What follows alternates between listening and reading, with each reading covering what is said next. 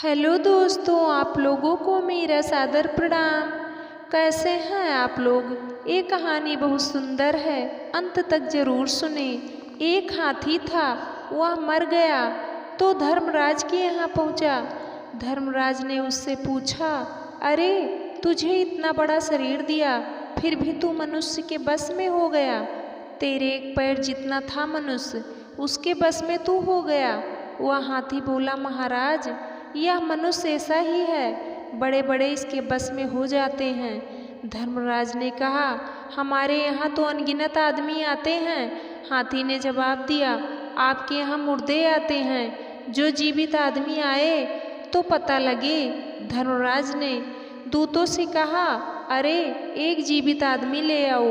दूतों ने कहा, ठीक है। दूत घूमते ही रहते थे। गर्मी के दिनों में उन्होंने देखा कि छत के ऊपर एक आदमी सोया हुआ है। दूतों ने उसकी खाट उठा ली और ले चले। उस आदमी की नींद खुली तो देखा कि क्या बात है, वह कायस्थ था, ग्रंथ लिखा करता था। ग्रंथों में धर्मराज के दूतों के लक्षण आते हैं। उसने जेब से कागज और कलम निकाली, कागज पर कुछ लिखा और जेब में रख लिया। उसने सोचा कि हम कुछ चीज़ करेंगे तो गिर जाएंगे, हड्डियां बिखर जाएंगी। वह बेचारा खाट पर पड़ा रहा कि जो होगा देखा जाएगा। सुबह होते ही दूत पहुंच गए। धर्मराज की सभा लगी हुई थी। दूतों ने खाट नीचे रखी। उस कायस्थ ने तुरंत जेब से कागज निकाला और दूतों को दे दिया कि धर्मराज को दे दो। उस पर विष्णु भगवान का नाम लिखा था। दूतों ने यह कागज धर्मराज को दे दिया। धर्मराज ने पत्र पढ़ा। उसमें लिखा था, धर्मराज जी से नारायण की यथायोग्य यह हमारा मुनीम आपके पास आता है, इसके द्वारा ही सब काम कराना। दस्तखत नारायण। बैकुंठपुरी पत्र पढ़कर धर्मराज ने अपनी गद्दी छोड़ दी और बोले, आइए महाराज, गद्दी पर बैठो। धर्मराज ने कायस्थ को गद्दी पर बैठा दिया कि भगवान का हुक्म है। अब दूत दूसरे आदमी को लाए।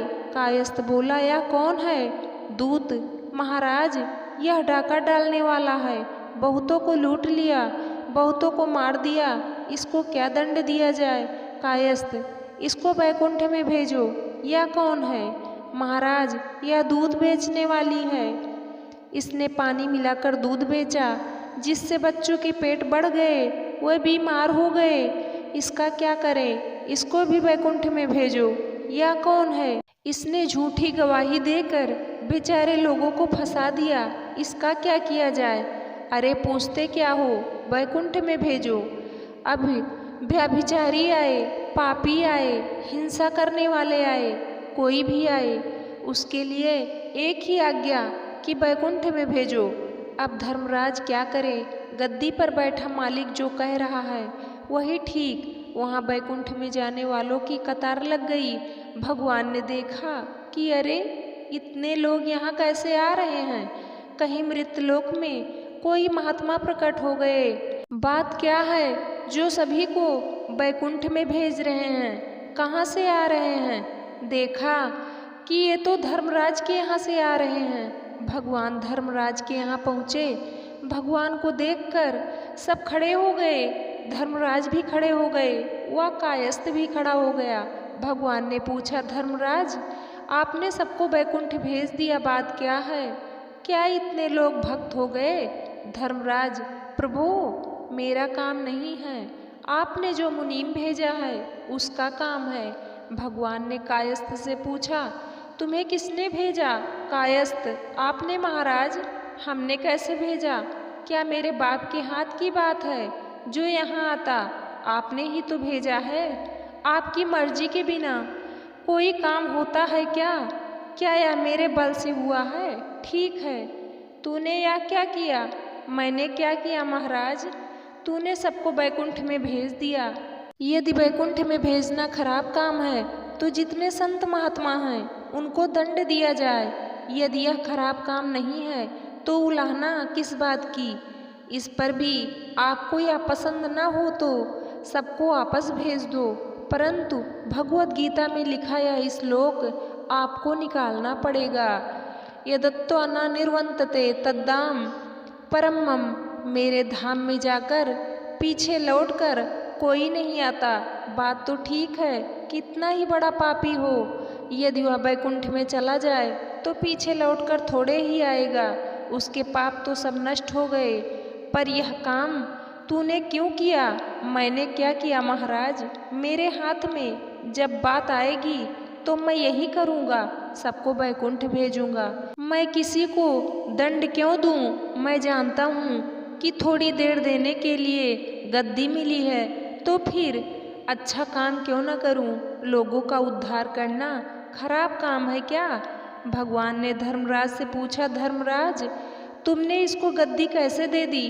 धर्मराज बोले, महाराज देखिए आपका कागज आया है, नीचे साफ साफ आपके दस्तखत हैं। भगवान ने कायस्थ से पूछा, क्यों रे, ये कागज मैंने कब दिया तेरे को? कायस्थ बोला, आपने गीता में कहा है सर्वस्य चाहम हृदय सन्निविष्टा, मैं सबके हृदय में रहता हूँ, अतः हृदय से आज्ञा आई कि कागज लिख दे तो मैंने लिख दिया। हुक्म तो आपका ही हुआ, यदि आप इसको मेरा मानते हैं तो गीता में से उपयुक्त बात निकाल दीजिए। भगवान ने कहा, ठीक। धर्मराज से पूछा, अरे धर्मराज बात क्या है, यह कैसे आया? धर्मराज बोले, महाराज कैसे क्या आया, आपका दूत ले आया। दूतों से पूछा, यह बात कैसे हुई? दूत बोले, महाराज आपने ही तो एक दिन कहा था कि एक जीवित आदमी लाना। धर्मराज तो वह यही है क्या? अरे परिचय तो कराते। दूत, हम क्या परिचय कराते महाराज, आपने तो कागज लिया और इसको गद्दी पर बैठा दिया। हमने सोचा कि परिचय होगा, फिर हमारी हिम्मत कैसे होती बोलने की। हाथी वहाँ खड़ा सब देख रहा था, बोला, जय राम जी की। आपने कहा था कि तू कैसे आदमी के बस में हो गया? मैं क्या बस में हो गया? बस में तो धर्मराज हो गए और भगवान हो गए। यह काले माथे वाला आदमी बड़ा विचित्र है महाराज, यह चाहे तो बड़ी उथल पुथल कर दे, यह तो खुद ही संसार में फंस गया।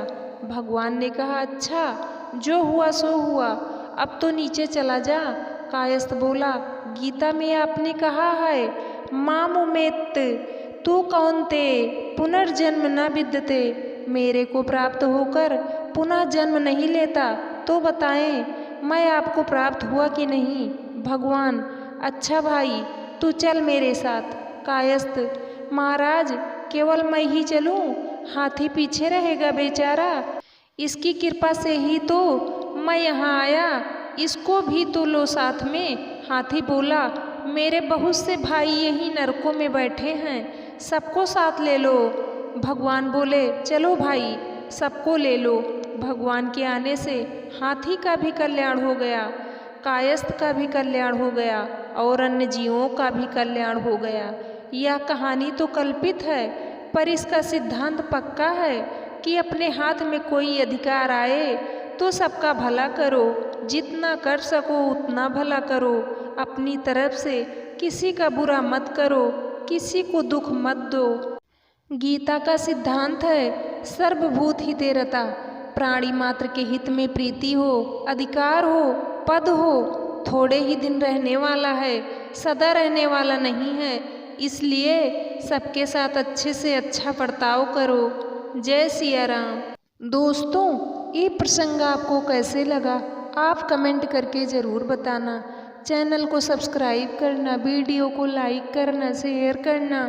वीडियो को अंत तक देखने के लिए आप लोगों का तहे दिल से धन्यवाद।